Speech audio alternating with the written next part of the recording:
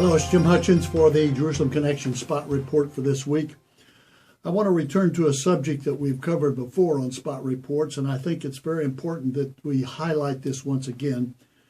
And that has to do with a safe house movement that's really all across the world. We're a part of a network. If you'd like to know more about this, go to our website, thejerusalemconnection.us, and scroll down to the bottom of the homepage.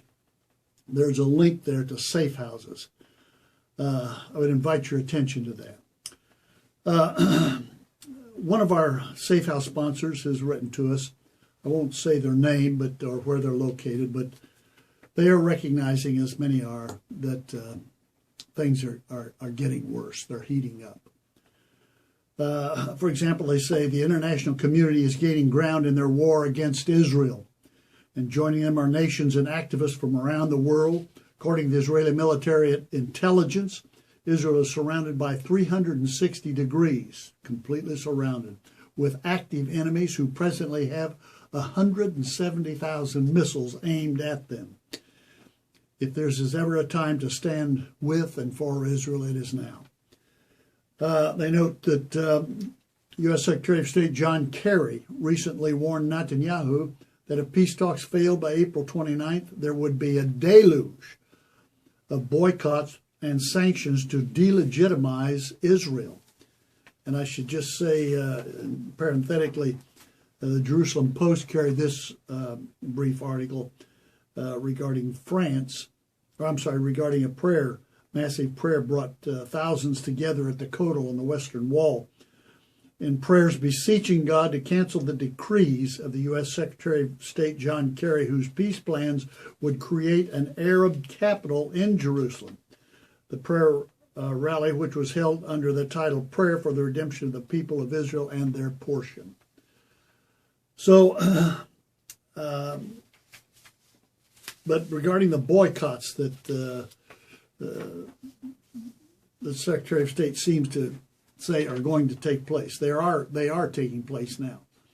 This wave of boycotts is spilling over from Europe to North America. Liberal church organizations in North America are starting to campaign to boycott products made in the settlements and by companies that operate in them. Israeli businessmen, artists, and academics are being refused by international agencies due to the Israeli-Palestinian conflict.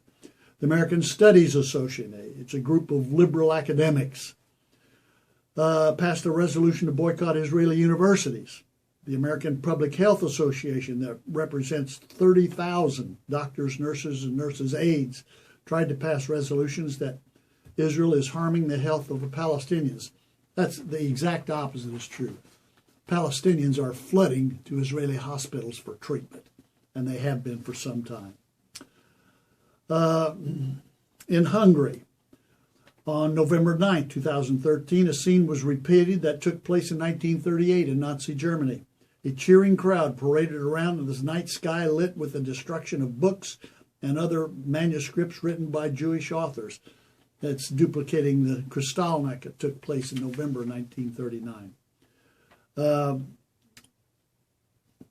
In France, a video taken on the eve of the International Holocaust Remembrance Day, that was the 27th of January, shows masses of French protesters marching down a Paris thoroughfare, chanting openly anti-Semitic slogans and calling on Jews to get out of France.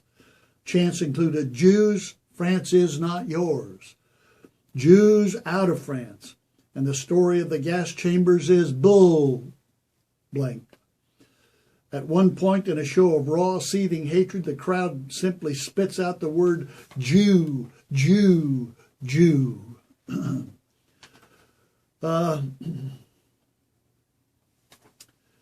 Many are convinced that the root of Israeli-Palestinian conflict is the settlements.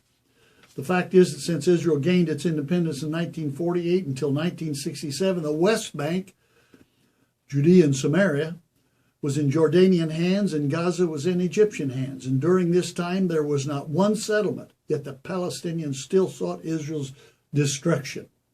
The fact is that settlements are not the real issue. Only 2% of the Israeli population lives in the settlements, but they're blamed for 100% of the problems.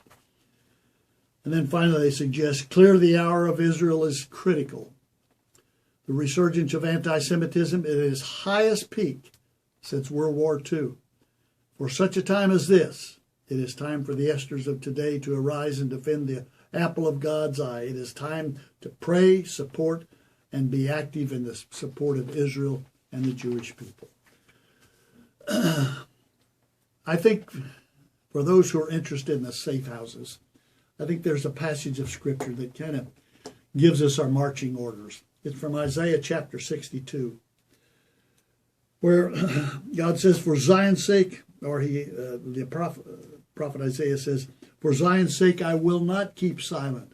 For Jerusalem's sake I will not remain quiet, until her righteousness shines out like the dawn and her salvation like a blazing torch. And then God says in verse 6, I have posted watchmen on your walls, O Jerusalem, and they'll never be silent day or night. You who call upon the Lord, give yourselves no rest, and give him no rest until he establishes Jerusalem and makes her a praise, the praise in all the earth. That's something I think God is calling many people to do. We're a part of that. And if you desire to be a part of that, go to our website, jerusalemconnection.us. Scroll down to the bottom, hit the link, Safe Houses, and they'll tell you how you can be a part of it. God bless you. And I would say that God is still blessing those who bless Israel and the Jewish people. Till next week, Od Ki Yavo Shiloh. Until Messiah comes, Yivarecha Yahweh. God bless you and yours.